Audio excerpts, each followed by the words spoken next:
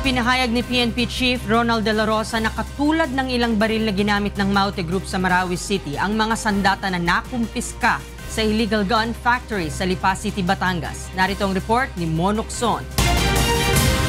Mahigit 40 iba't ibang uri ng baril ang nakumpiska ng CIDG sa isang illegal gun factory sa Lipa, Batangas.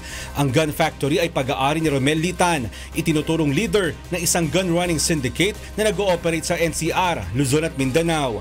Ayon kay PNP Chief Ronald De La Rosa, ilan sa mga baril na ginawa ng sindikato ay kapareho ng mga baril na na-recover sa Marawi. Merong isa dyan na nagpintura, inamin niya na itong mga baril na ito daw talaga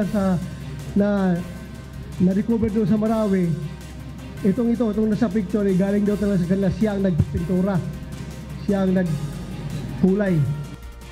Napag-alaman din ng PNP na bukod sa politiko, police at military personnel, may customer ding criminal group si Litan. Kung yung mga baril na yun, ng mga politiko na nakakabili sa kanya, ay na-recover doon sa mga Maute, mga nakipaglaban sa ating pwersa doon sa Marawi, din na makasama siya doon sa rebellion.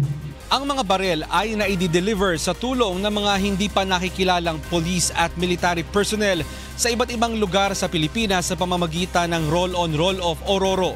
Pinag-aaralan pa sa ngayon kung may koneksyon sa rebellion ang iligal na gawain ng naturang sindikato.